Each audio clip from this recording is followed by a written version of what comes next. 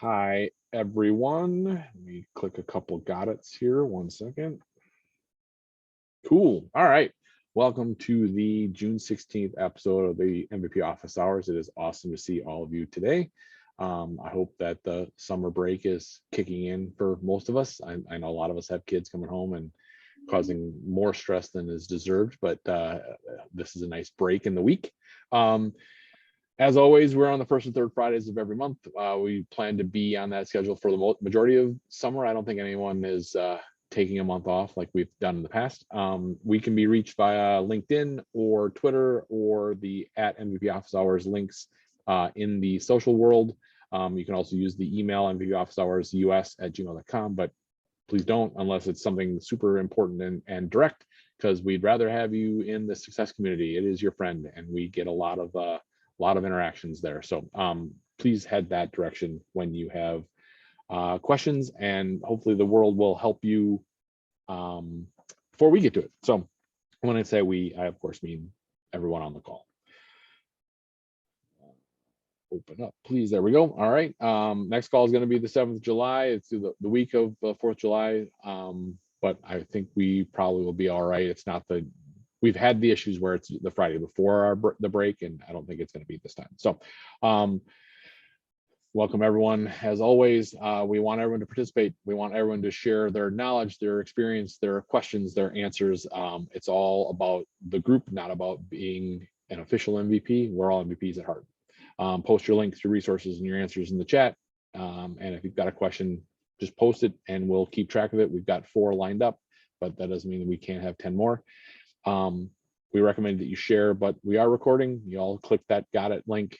So please make sure that it's not public. Sorry, it's not your org, because it is public. The internet's forever, and we're not going to edit anything out. So make sure it's a private, obfuscated sandbox if possible. And lastly, and most importantly, we are trying to have fun as often as we can, but keep it as professional as possible, because again, it's recorded, and we'd hate for someone to be impacted by something that they shared in confidence. So welcome, Srini. It's great to have you here. Jumping to community events, Connections just finished, and there's a couple, I think Dreaming in Color, I think, is happening right now. Does that sound right? But coming up in the next couple of weeks, we got Your Dreaming, Southeast Dreaming, First Line Idea, and Tahoe Dreaming over the next month and a half. And of course, Salesforce is big one. Dreamforce is coming in September, and I've heard rumor that registration opens next week.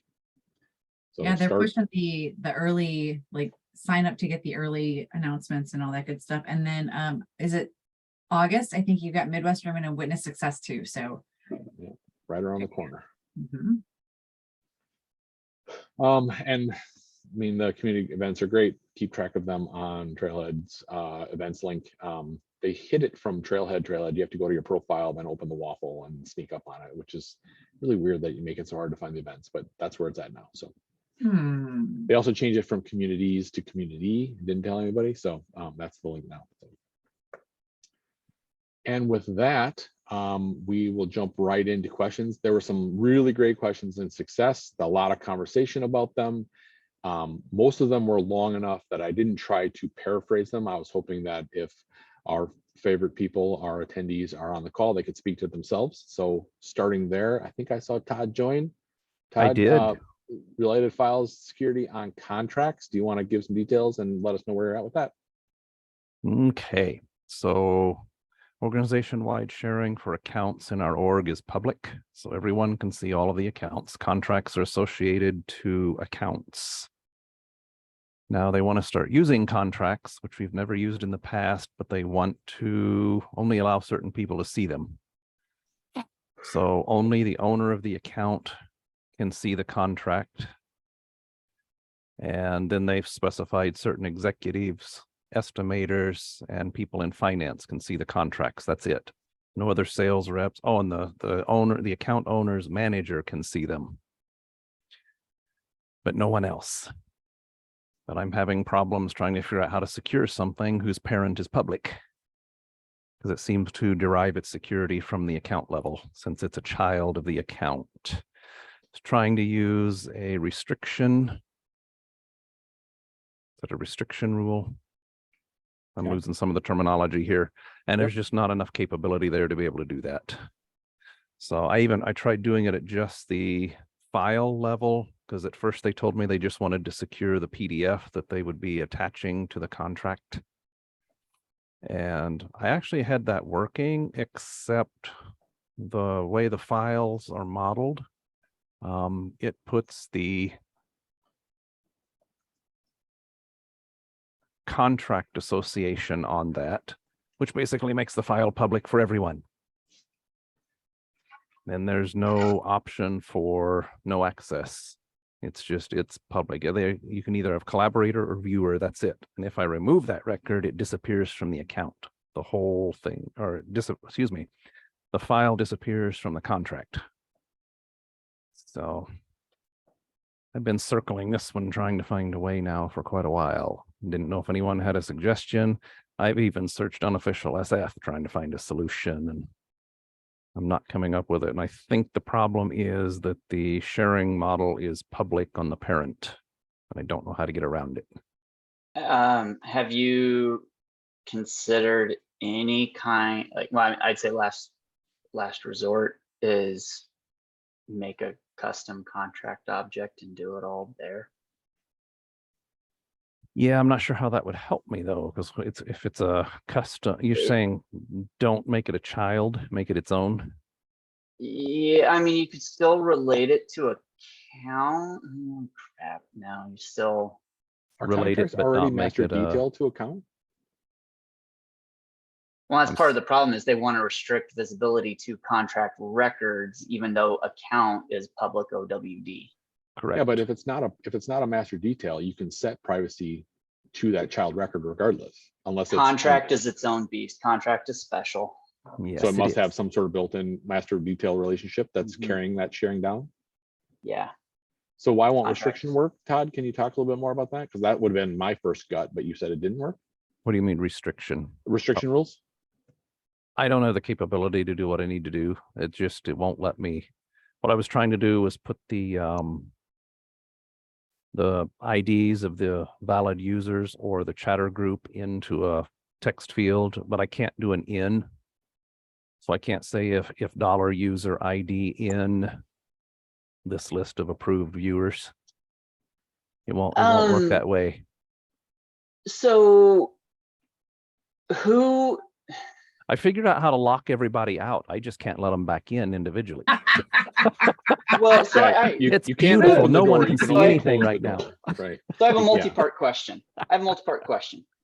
Who owns the contract? Is it the account owner, or is it potentially a different, can the contract owner be different than the account owner? Well, that's an interesting question. Because right now I've been testing where the contract owner is actually someone who's in the estimating group and monitoring these things and caring and feeding for them. But I read in the documentation that when an account owner changes, it also changes the owner of contracts. But I haven't proven that to be true anywhere. I've Okay. changed owners like crazy on my test accounts, and none of the contract owners are changing. So the contract owner is someone other than the account owner. Gotcha. Are you using account teams? Yes. And I'm going somewhere with that. Okay. Are the people in account teams in that set of people that you want to give visibility to the contract to? Are there more? Are there less people? There were less people in the account team. The only ones on the account team, the only one on the account team is the manager, the sales manager, who's the manager of the account owner. Are all those personas and groups that you listed, are they aggregated as data anywhere related to the account? No. Okay. What my thought was, and you have to play with it, and it's been a long time since I've played with contract, is you may not be able to get around the contract record visibility, but would there be a way if you made a child object to contract that all of the sensitive materials lived on instead of the contract record directly. And then you managed sharing to that child record to just that group of users. Possibly.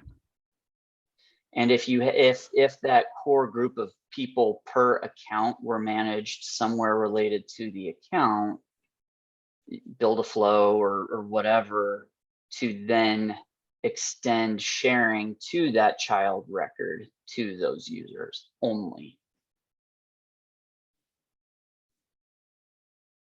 Yeah, I can look into that. I see. So like the contract record becomes the tow rope from, you know, the big boat to the small boat. Right. I'm I see Stuart posted custom, or someone posted custom Apex sharing rules. I'm not a developer. We don't have a developer. Yeah, you can do it with flow. yeah, you don't have to be a developer, but it is an architectural principle that you have to get into your architectural mind. And the second post I put in there talks about from the Salesforce. I know it's the developer guide, and reading developer guide, it's scary. But if you read the first part of that, it might help you get into that architectural mind of, it talks about sharing objects between each other. And if you read between the lines, it talks about when you share objects associated with each other, this whole idea of the sharing model, that object sharing between each other has this concept of, and they make an example in here of, like, the account share is the sharing object for the account object. Contact share is the sharing object for the contact record. So in your Okay. case, contracts should have a contract share object that handles all the sharing of the contract sharing rules. So while it is going to be very complicated, it is also very simple. That if you can figure out what are your contract sharing rules, they're going to be inside of this contract share record. Gotcha. And yes, you can do it through Apex. You could develop an Apex, or you can do it through Flow, and you can build out those. And I put a link in there about how Rajesh talks about how to build a flow and build out those contract sharing rules in a flow. Gotcha. But does it work with contracts, knowing that contracts are special? Contracts are special. That is a good there's point. no sharing table for contract. Really? Unfortunately. No, Yeah. you're killing me. Yeah, Come I'm on. sorry. I did that. I know I did that's that. what makes this so. I did that super whole weird. speech, and now you're gonna Yeah. shoot me with an arrow. No, I mean, it's Sorry. good knowledge, because I mean, being able to do custom sharing regardless of Todd's use case is really an important skill set. I think it's like everything you said is valuable. Mhm. But I think in this case, like, I think asset and contract and account are all wired together, like they don't have their own sharing. So I feel like restriction is the way to do this. And the quick purview of some of the restriction rule content even calls out contract, which makes me think that there's something there. But Todd, how far down that rabbit hole did you go? I've been working on restriction rules for 2 days trying to get them to work. Okay. How's that? And is it because you can't figure out the way to identify who should or shouldn't see it, or is that you can't figure out the restriction rule? It's setting Like up the methodology. rule. I know what I want to do. It just won't let me do it. Got it. All right. I've got to find another angle to come at it. I know this is going to sound like a really crazy thing to say, but does everyone really need to be able to see every account? Yes, we have 2 divisions, commercial and yearbook, Mhm. and they cross over. But that doesn't mean everyone needs to see every account. I'm just The gonna say I'm a way firm the way believer they're doing of- business, yeah, that's the way they do business right now. We tried restricting it, and it caused nothing but heartache for company operations. Yeah, I'm Yeah, a 'cause firm I've been down that believer in going public on your account object. Just if you want any kind of a 360 view and you block Right. access to one team or the other, you've got duplicates, and you will never have a 360 view with duplicates, period. Because the use case there is you're dealing with a yearbook, you're building a yearbook for them, you got that going on that side of the business, and suddenly the athletic director contacts us and wants to do a flyer for the football team. Well, commercial, if they're not on that account team, can't find that account, and then they go out and create a new one. Now we've got a duplicate in the system. Yeah, I mean, there are ways around that, but like, so what's driving, if everyone can see the account, why can everyone not see the contracts for the account? Because that is specific to one side of the business, and they don't want all sales reps seeing those. Because that's pricing information and discounts and all kinds of fun stuff that the company considers not public to everyone in the company. Does everyone need access to, like, could you not just turn off the field level and object level security to like whatever the users who shouldn't see it? Or is it like one salesperson by can see record. this and one person can't see it? Todd, isn't the issue it's it's record by record? Yeah, and the other deal is organization-wide sharing has tied accounts and contracts together. They're not separate. Yeah. But Yeah, Andrew, if what I- you're saying is like, you're talking about full access to the object. And so don't Yeah. think about it at record level, but literally like some people don't even know a contract exists. Then the people who should be able to see it, now you start getting granular there. Is that what you're saying? Andrew? That was at you, sorry. Yeah, I'm just saying, like, I was just asking, I don't know if I missed it, like, does everyone need access? Is there people who need access to only some contracts? Or are you trying to like make it so like this sales division can't see contracts and this one Yeah, who does it That's can? it's on a record level, Yeah. depending on the Crap. account. Okay. What if you just make it so no one can see it, contracts at all, and have a screen flow that runs in system?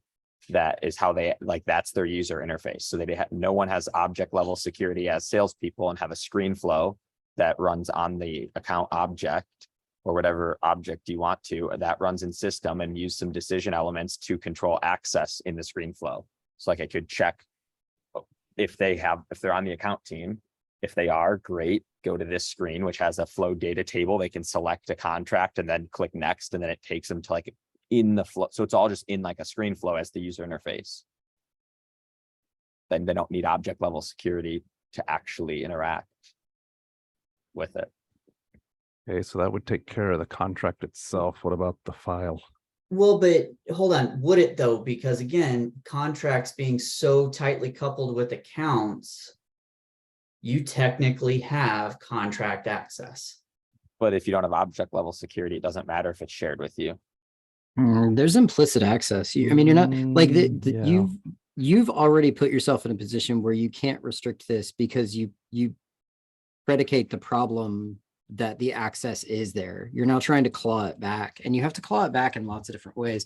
And like, you could be really creative and solve your problem with the lightning record page, right? Like, oh, you're not the right person, and so I'm just not going to show you this data, but then they're just going to make a list view. Right. Or True. if they're good Right. enough with their querying and they have the right level of access, they can just extract the data that they want or pull the files that they want. They I don't think have to that- be good at querying, they just have to run a report. Right. But well, yeah. So I think it's one of those things, like you're saying, I need A to be true and B to be false. But also, if A is true, B must be true. Right. And that's why I kind of asked at the beginning, like, do you really need to have the account as public read? Or could you be more nuanced about it? And I think if you can see the account, because this is a special object that is tightly coupled and is going to force this type of implicit access, I don't know that you really solve this problem this way, because Yeah. All I can say is our contractors who went through this and helped us set this up could find no way other than making account contract public read only. Yeah. They By tried to get us By around what that. and- attributes do you need to be able to filter this by? Because I've done something similar. I'm just wondering, What are you asking? Who needs to see it? by which criteria do you need to be able to control this record visibility? Basically, it's the account owner, the sales manager who's on the account team, and then based on everything I've been reading, I set up a chatter group that would have access to it. And that's how we would do that security. Okay. What we did, at least in this other somewhat similar type scenario, was we created a mirroring object with the contract. So we had whatever subset of attributes we wanted on a custom contract record. And then, yeah, we had to, I think we actually ended up controlling the sharing table using flows.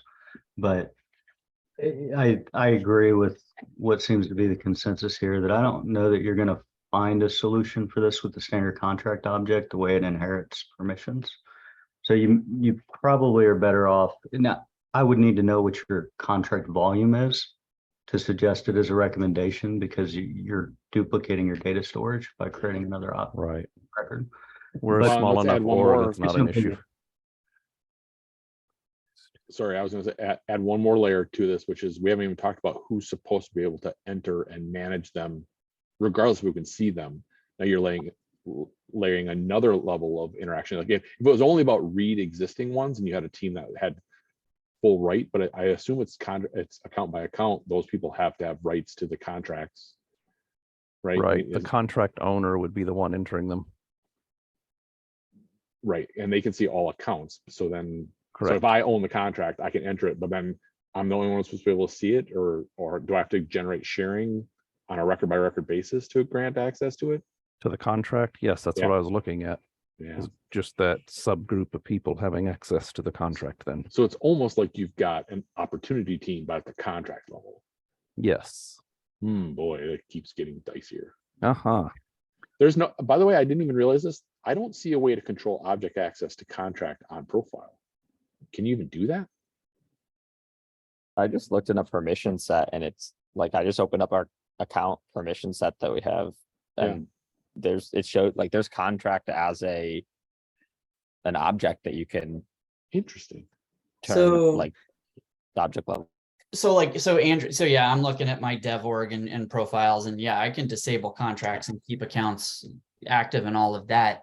So Andrew, going back to your idea from I need to see the contracts on my account at system level flow, that makes total sense.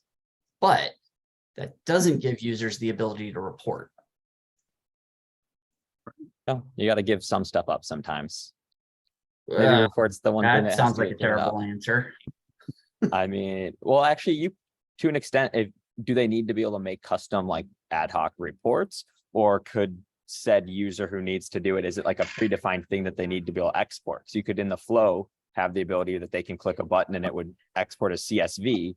It's a predefined thing. So like, But we're customizing. Like this is getting so far down the rabbit hole that like, wow. I still think there's something to be said about reevaluating the access rules and using restriction. I mean, I've been scanning through documents and everybody complains about, like, there's lots of ideas about sharing for contract, and every one of them redirects back to, well, use restriction rules. That's how you're going to do that. Right. But, you know, like, is it a matter of finding a solution that can drive the restriction rule? Like, I'm going to make something up and say, like, well, what you need to do is create a custom object that is basically contract team. And then some sort of flow that says, if I'm in that team, I have access. Now the restriction rule grants me access. Like, is there something there? Okay. I don't know. I mean, I'm just spitballing, but like rebuilding that contract object seems wrong. Hiding access is required, and then opening the door, but you can't do that. So you have to restrict to close the door. That's the only option. So some of I would more or less agree, although I would argue that a lot of these contract lifecycle management products, the reason they use a custom, like Conga CLM, for example, the reason they use a custom contract object is a lot of these functionalities that you're not able to get through the standard framework. I don't know that a restriction rule would necessarily work here, but you could, as long as the volume is reasonable enough, you know, create that custom share table. You wouldn't necessarily need to, you could build it off of the account team to, you know, or you could create a custom one on a custom contract object if you wanted to, I guess, but Right, but I think Todd said earlier that the account team doesn't necessarily have access to the contract. You have to have a secondary team. Well, and you can customize your account team roles to Oh, good just, call. and then if you were to leverage that in a flow or whatever, you just say where these roles are. Right. A, B, C, D, but so I think it's something that we all definitely should take back and think about. We are at half past on the call, and I don't think we're going to come up with a super solution now. But I think it's a good one because you, Todd, are probably not the only one facing this because of the special nature of the contract object. Right. So Okay. Well, I've got some ideas here to go kick around and see what I Yeah. can come up with. And Joy, you can just keep laughing all you want, I guess. No, it's because I literally I struggled with this at another org, and we came to some concessions. Like we got to a place where it worked the way we wanted it to, but I'm not there anymore, so I'm not really worried about it. Todd, keep me in the loop or feel free to reach out. I'd Okay. love to take a look at it with you. I appreciate it. Thanks, William. And definitely bring it back to us, where solved it or not, because we'd all like to hear more about it. I'll do that. yeah, Thank you, everyone. Scott had a question on hyperlink formula tweak. I did, and I saw just before the meeting started a suggestion from Steve Moe that I haven't had a chance to try yet, but I will. Do you mind just give us a quick version of what it is and just Well, it's compare notes? so we have this kind of a union object where, depending on the situation, the users need to look at either a contact or a lead. And so I have a formula field that says if there's a lead attached to this record, displays a lead name. If there's a contact, or if there is no lead, then display a contact, or vice versa. And it's hyperlinked so that they can drill into the actual lead or contact record. And that works great on the object. But when they run reports, the sorting is based on the text string in the record ID rather than on the person's name. And I was just looking for a way around that. And So- Steve's response, I'm sure, is accurate. We do something similar, but we basically have a different column that generates the sortable string, but not the hyperlink string. That makes it so hard to evaluate. And that's probably what he's getting at. I didn't look. Right. Well, we'll find out and respond appropriately. I feel touched by an angel to have a personal response from Steve for the first time in my career. Show off. Oh man. What do we Well, I got tell you next? what, can you promise to look at it and come back and let us know how it worked Oh. out, or at least post in the thread so we can celebrate with you? Absolutely. Cool, thank you. Do we have Rochelle on here? No, we do not. I don't see Michelle. So Rochelle's question, super quick since we're recording. Creating a task reminder checkbox under the task tab in the activity panel. That's a lot of T's. I'm almost about to pull my hair out. We have our users create tasks using activity panel in Salesforce by clicking new task tab, and then they can enter everything except click the reminder task box. They only can have a reminder notice scheduled if they go back into the task object page and click it here. Pretty redundant. How can I add the task reminder checkbox right in the activity section? Oh, wow. Today is just the day of special objects. Or flows. Or flows. Jack, I'm gonna buy, somebody from Salesforce named Jack gave a 6-step response last night. Customize the task page layout, menu. Nowhere in here does he suggest a hack or a custom field. I like it. Yeah, I've actually done this. You can just drop the reminder stuff right on the page layout, if I recall. I just had another client and did this recently. Is there a specific reason? Now, I think there's like 4 fields in that reminder section, if I recall, and you just drag the one. I don't think you can control the individual fields within that reminder, field set. It's not an actual field set. The set of fields So, And isn't there something unique about the layout that shows up in the task pop-up that's different from the other layouts? Like, I mean, I know Rochelle is a solo admin and deals with a lot of really unique use cases. This might be one where she just doesn't realize that there's a slightly different way to do this. Does that ring a bell, William? Or, I mean, because I can't remember, it's not the full layout that pops up in the task builder. It's like, it's a different layout, right?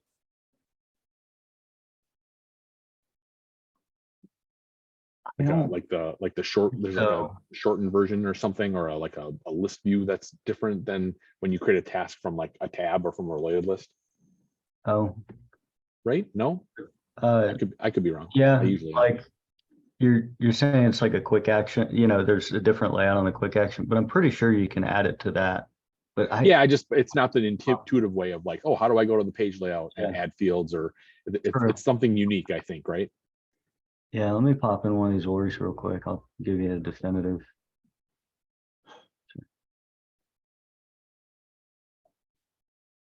We also have to remember that with the activity object being polymorphic, it actually has a lot of touch points on the back end, so that as enhancements are implemented from release to release, there's just things that don't get covered. They're just going to get missed because there's a lot. It's a very traditional, I won't say old, but traditional object. It just is. So with great power comes great maintenance.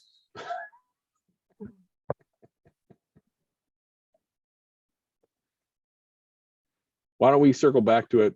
Just we'll move on to the people that were able to join today, and maybe we can get Rochelle an answer before we're done. We did have one more community question from Diane, who is not on the call, but might be. I am on the call. Diane, you are? We have Diane. She's Oh, actually you're top of the unmuted. You people floated group. up to the top. Hi, Diane. Hello. I have to say I'm a little disappointed that Steve Moe didn't help me on this, because I told him probably cases of beers.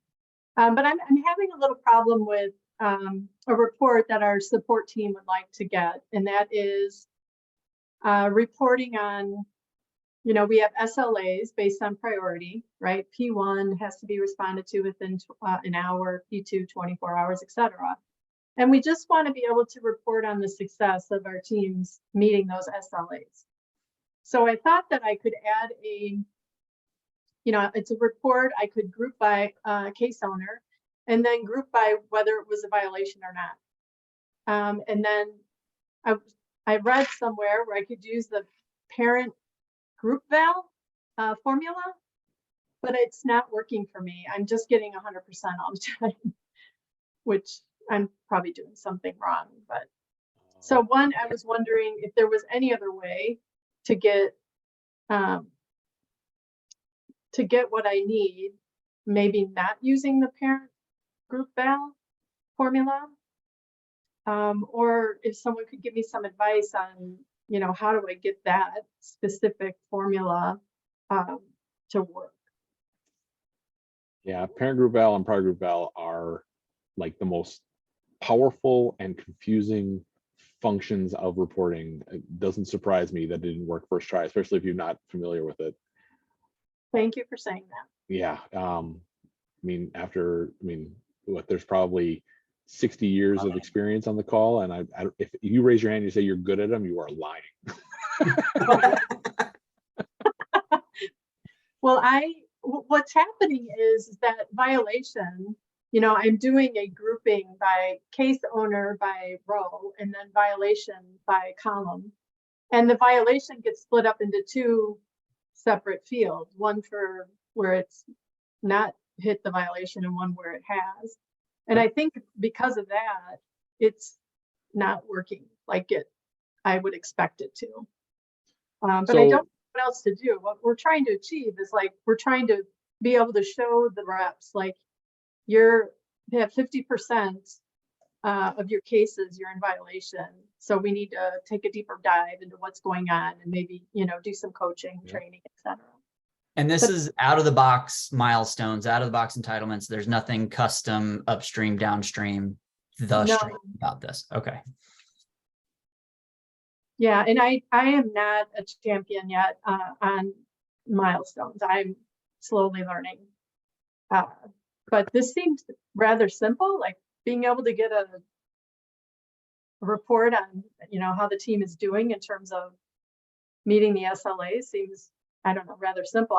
I did try to look to see if there was any kind of reporting package in the App Exchange, and I didn't see one that specifically called out, percentages of how well the rep is doing in meeting those SLAs. So I feel like there's Hold on, one other question. One other Yeah, question. go I'll get back to Go. you, Square. You're using an out-of-the-box report type as well. Yes, there is only one with milestones. I don't think you can have Okay. a custom report type with milestones. I just want to make sure is that you weren't trying to use a custom report type that like you can't use Salesforce's reporting goodies like, age of opportunity stage and all that kind of stuff that only come with standard. So, okay, I'll shut up. Go ahead, Squire. I was just going to ask, I don't know if the group val formulas are going to work the way they're supposed to in a matrix, because they really represent those subtotal groupings. By generating a matrix, you've actually got multiple, like you've got divergent subtotals, and maybe that's why it's throwing the weirdness. Like if you don't do a matrix, make it work with just multiple groups, like row groups. So owner, and then by milestone, and then do your and make sure the formula is actually working before you then twist the matrix, because you're kind of moving two targets. What you're describing should work with a group val formula, but maybe not in that format. I did try with the summary report, and then it only gives you the option to put two. I suck at formulas. I apologize for my inexperience, but No. It only allowed you to put two, how you put parent group val parentheses, and you only had two options. And one of them was grant summary. And this is what I read in the article too. And I could not get that to work at all. Like doing, and I couldn't figure out. Yeah, the formula itself it can be really complex, because what you're trying to do is trying to figure out.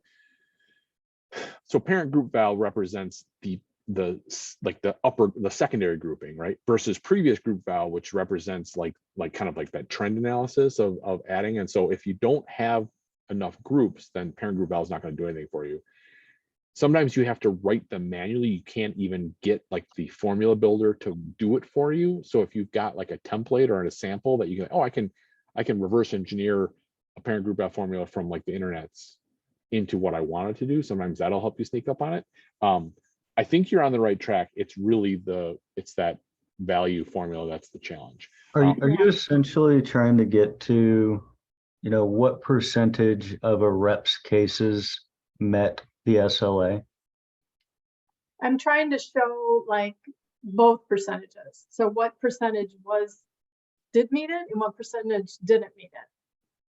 So oftentimes what I'll do in similar scenarios, this may be worth, considering, is this feels like a good use case for power of one fields. And oftentimes what I'll do is on the case object, create a simple formula field for, did this record meet the SLA? And if so, return 1, otherwise 0. And then you'll have, another power of one field for just case, and that'll be 1. And so what that lets you do from a reporting point of view is create a custom formula field inside of the report, where you're basically taking the total sum of cases that met the SLA, divided by the total cases that exist within your report filters. And that will give you your percentage. And so you don't really have to mess so much with the parent and previous group vals. You're just using what's called a power of one field to pre-calculate whether or not something met the criteria, but give it in a format. That's why the number of it matters. Given a format, you can perform a calculation to output a percentage. Okay, I could try that. That sounds good. I've used the power of one field before. I just didn't think of it in this case, so thanks. It's really good for like calculating conversion rates, especially on things like leads or cases is another common place. I tend to use it for that type of reason. Cool. I'll give that a shot. Thank you. I think I'm good, guys. Good. Excellent. Sarah, I think you're up. Awesome. Yeah, so last time I was asking about setting up custom domains for Experience Cloud, and shout out to Andrew. He was my tech support for this, but I just wanted to report back that I went through the process successfully. Our Experience Cloud site is now on a custom domain, and it wasn't as scary as I thought it was going to be. So I wrote out a detailed reply to my post in the community about how I did it, but it's pretty much like I just had to figure out the order of the help docs to follow. That was the hardest part. Like all the information is there, but I was getting confused about which piece to do in what order. So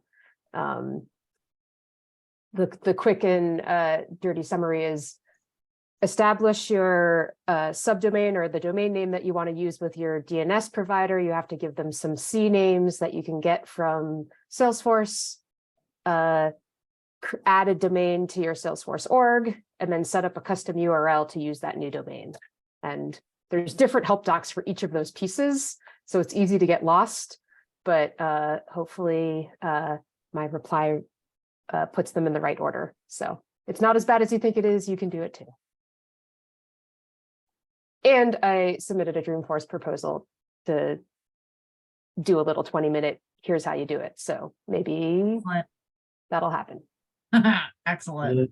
It is can be an intimidating topic. I went through that with a big company a while back, and yeah, getting there. They had some unique challenges because of the way their DNS was set up, but yeah, it's a fun one. And also at the same time, I enabled enhanced domains. So like, phew, got over that hurdle. I'm no That's longer awesome. getting the like banner of doom every time I log into Salesforce. So Good job doing a write-up on that, though. That's something people don't often think about, especially in Experience Cloud. People wanting to brand it on their own domain. Cool. Stuart. Well, while I do want to talk, actually, you can skip over to Andrew first. I think he's got a really an actual defined question. My question is, of course, a rabbit trail. Well, yes, but you know, we brought in one of the hunters for you, so. Oh, I appreciate that.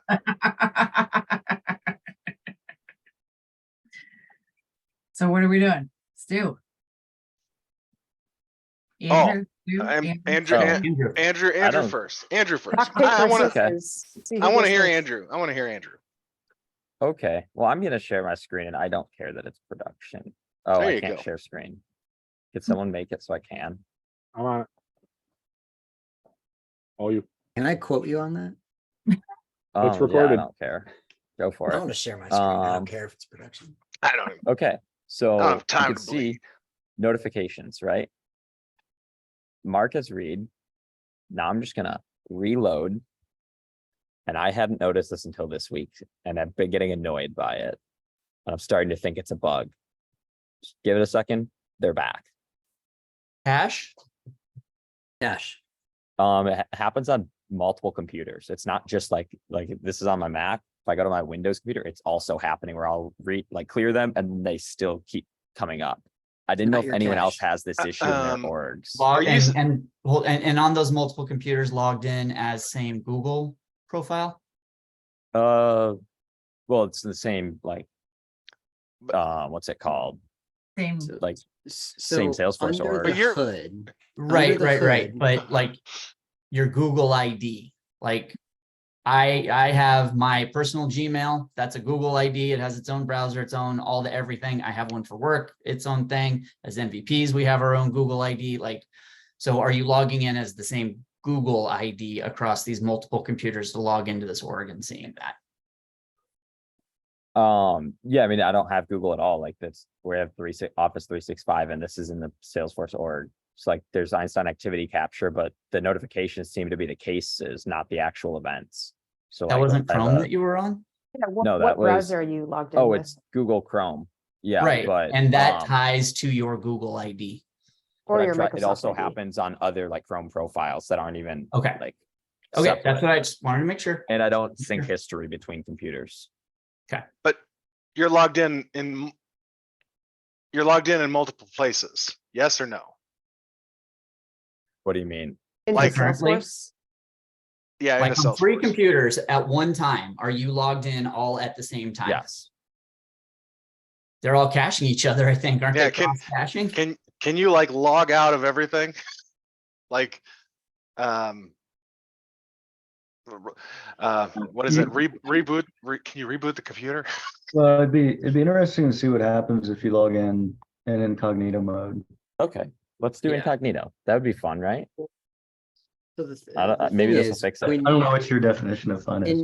We In can order try. for you to actually get that, then you're being told, hey, there's a record that I have in a database, and I've noted that you've not seen it.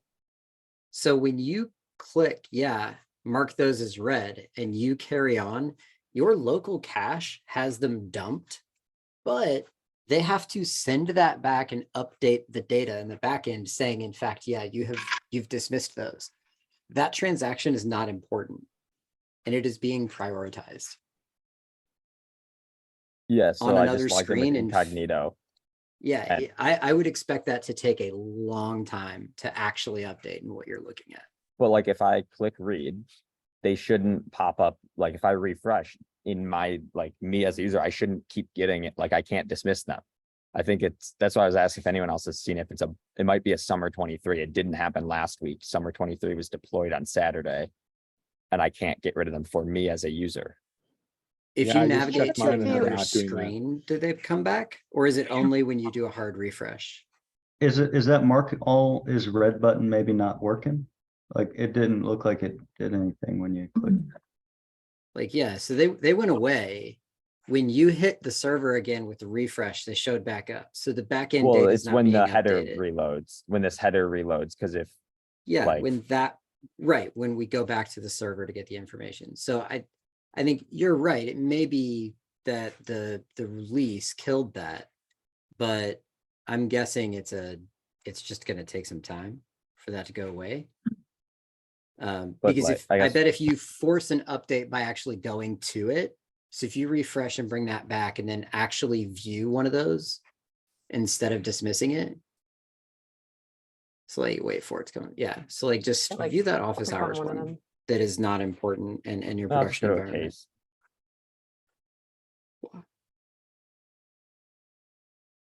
So this And then this reload. notification should be gone. So I would assume if you go back to your home and you reload your header, you'll be down to 2. For what it's Yeah. worth, I just, in a dev org, I Cache. had a notification, I hit mark as red, and now it's gone, like, across all pages. So, Me too. Yeah, I think it's I the think mark this as is a all, cache. mark all is red is the issue. I Okay. clicked mark all as red on Yeah, mine. me too. and I they're didn't have gone. any troubles either. I'll just get a production case open with support and I'll let you guys know in 5 weeks once I have a response. Yeah, outside of trying to look at the browser console to see, I mean, I've had some weirdness in the past with some error messages that'll show up there. But yeah, Good.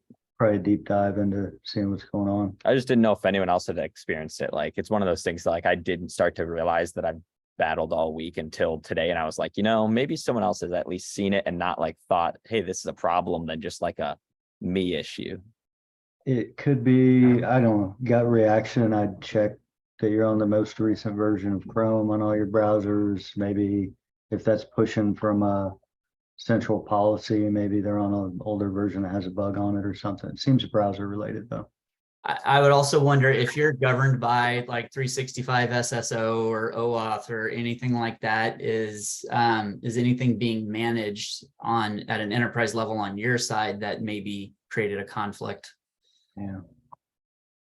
I had odd issue with the Lightning Web Component 6 months ago that was very similar scenario. Sometimes it would work on once, and then on any machine it wouldn't work, and there was no commonality. And turns out it was an issue in the way the Lightning Web Component was handling browser cookies. And it took me like 3 weeks to trace out and work with the vendor to fix it. But this seems odd. I mean, it could be, you might see a message in the browser console, but that's about the only thing I could say to check. I mean, it certainly couldn't hurt to turn on a debug log, go super granular, and just see if like what you think is supposed to happen is happening. Then you at least know like what to tell support to look into. I'll agree with you, William, that we had an issue where we were getting a data not found error on a record that was clearly in the database, and after like a whole bunch of testing and researching, all of a sudden it just resolved itself. But the debug was not seeing the update that we were expecting on a specific record, and it made no sense. So Yeah, no, I just looked in Inspector and the Chrome, and like it shows, I can see like the API call from the browser out to Salesforce, and it's showing it. There's a response back on the post where it says success for like the mark calls read. I'll just log a case and see. Yeah, it's not a big deal. More painful. Is it only you or all your users seeing the same thing? No clue. I'm probably the only one who actually marks stuff as red. I think a lot of people just ignore the circle. Probably. What's that red light? Probably not important. Cool. It's the history eraser button. Don't touch that. Stuart. All right, Mike. Everybody here knows my pain because I went through it last time I was here, and I will go right. through it again next time I'm here. Okay. I've watched your presentation on Uh-huh. migrating from profiles to permission sets, and I've listened to Cheryl Feldman. I've listened to everybody else that's talked about it. Mhm. So I'm taking my organization through this process because I want to Yeah. be there before spring 26. Okay. First step I'm doing is I am inventorying all of our profiles. We have 49 different profiles, of Mhm. which some have some At are least 5 have value. yeah, well, perhaps. Yeah, I won't go through the whole Yeah. thing, but Yeah. and I'm looking at the profiles thinking what is unique about them, what is shared about them around the defaults, the record types, the apps, the page layout assignments, the login hours, IP ranges. Can I Mhm. consolidate them all and make one minimum access profile Mhm. to be our one one that Mhm. rules them all? Or do I have to have 5 or 6 or 7 or 8 Yeah. minimum profiles to do whatever the different divisions do? Yeah. I have not found a tool that I can use that will help me to compare. I know there's Perm Compare, yep, but I can't use that because I'm in a financial services group, and so I'm not allowed to Sure. have Yeah. tools Yeah. like that. Yeah. And I want to do the same thing with permission sets. When we get down to the nuts and bolts of it, I've seen all of the high level of this is what we need to do to get there. Yeah. But now me and the rest of the people that are going to be behind me Yeah. are saying, okay, now I'm trying to make the strategy and plan of getting my users to that golden Yeah. ticket, and I am struggling. Okay. Does life get easier if we say, are you trying to transition off of profiles, which, spoiler alert, is way overcooking the goose? Or are you trying to transition to a scalable permissions model that won't shit the bed when they take permissions off of the profile? Because as soon as you start out by saying, I've got 49 profiles and maybe I want one, I'm wondering why you would do that. Like if I have all these profiles, presumably there's at least a reason across those 49 to have the 49, right? Hand on heart, there was some reason somewhere on at least some of them, right? There's maybe that nuance is going to get blown away when you move the permissions off, but that's a problem for tomorrow. The problem in front of you is spring 26, and they're going to force this to happen, right? So spring 26, if you haven't done it, you're going to end up with one new permission set for every profile.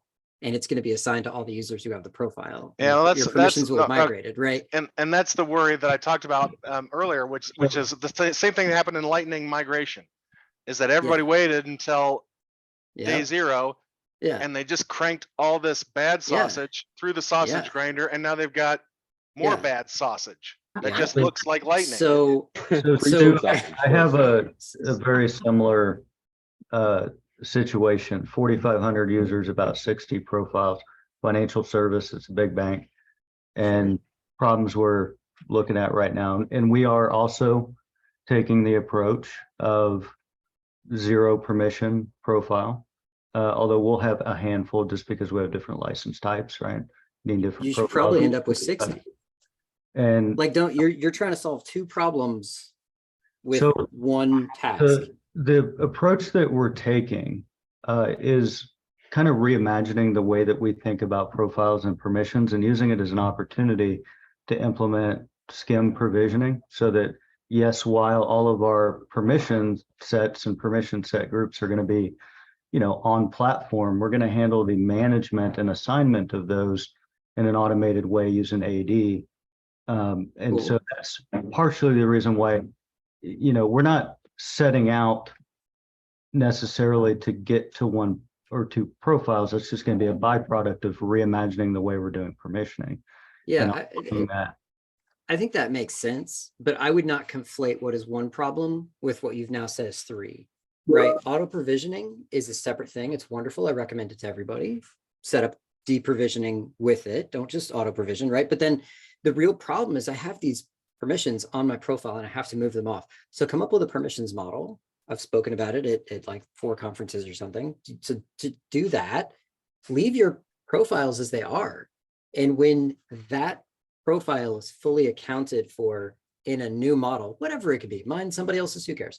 When that is the case, remove the permissions from that profile, but leave it there, because there's tons of stuff that's still in the profile. It's still going to be here after this migration. Those defaults, the permission set assignments, that kind of, or the page layout assignment, sorry. And so I'm just gonna, and Stu, you and I can talk directly as well, and I'd love to pull you into the conversation at some point. But I'm going through this right now, defining kind of our standards guide, and of course, permission sets and permission set groups are a component of that. And so these are the guiding principles that all the whatever 50 people that are building in the environment all have to follow. And we're still in conversations about this, okay? But I think the starting point here for anybody is to think about, what are you trying to accomplish? Which is really the point you're making, Mike, more than anything else. Where are you trying to get to? For us, it's a combination of, yes, skim provisioning, but also more granularity and understanding what these profiles can actually do, so that we can better govern who is allowed to do what. We have more insights into those things.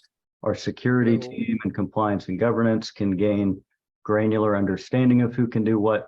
All of those things that really become ultra critical in a financial services environment. Those are all. I'm also in a financial services environment.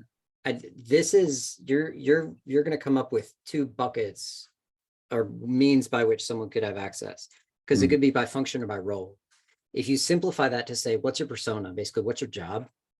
And then you make a permission set group based on the job, and then you, in a savvy way. Yeah. So if you then reuse the building blocks, that's the model that I have, right? Is that there's a base, which is functional. Literally, what are the things you can do? There's a read level, which is what are all the objects, apps, tabs, fields that you can read. And then there's a top tier, which is where all the nuances. That's what can you edit? What can you delete? Do you have any special features, custom permissions, that kind of stuff? Group those into a set of 3. You'll reuse that read level all the time. And that's very safe because you define it as safe. And then you all your edge cases get easy. Like my legal team, just have all the reads. Right? Compliance, take all the reads, who cares, right? All that nuance sits in a very tight bucket. It's based off of the principle of least privilege, which is what's going to make all your auditors happy because you're going to say, okay, well, this is the model based on principle of least. There's easy separation of powers. It's all built into this. Each person gets the one that is assigned to them. And if you want to figure out what's in it, look at its 3 building blocks, be done, right? That's super simple. My auditors loved it. So did my attorneys. I would recommend it. It scales really well. What I would be really cautious of is breaking it into functionality, right? So a long time ago, we would have said, if you have a chunk of functionality, you build a permission set for that. That type of thinking is going to lead you to have too many permission sets, and they will become very different or very difficult to manage. If your permission sets are purpose-driven, right? Like simplifying service agent read level permissions, then I know I built some functionality. I need to add this to the service level read permissions. And then I will cascade it across every permission set that needs it by updating that one, right? That's where the scalability comes. Yep. Sorry, Yeah. this is really good conversation. Stu, I wish you'd have started with this. We are at time and there's a lot of really strong opinions. So I don't want to leave it hanging. So I'm going to cut you all off and say, in 2 weeks, Mike, William, Stu, please come back and we will lead with this and make everyone's brain explode. How does that sound? Except 3 weeks. 3 weeks, excuse me. No, you guys come back in 2 weeks. I won't be here either, but you guys, no, yes. Or we should set up a call for people who want to get into the details and you know, we could do like a one-off office hour if that's valuable too. But is that an okay call out? I apologize in Yeah. big to cut you off, but it's good You conversation. know what, Squire, I think that's a good idea. We can put, we can set up a separate meeting so that we can still accept the questions on our regular meeting, and we'll see if we can set something else out. William, Mike, Stu, I'll be in touch with you. Awesome. That's not a threat. That's a promise. Always smiling though. You'll be full of joy. It'll be great. It'll be great. It'll be delightful. Happy Friday, everybody. You can't stay here, so you gotta go. You gotta go back to work. Have a Talk good to you weekend. Bye. Bye. Bye all. Thank you. Oh my goodness.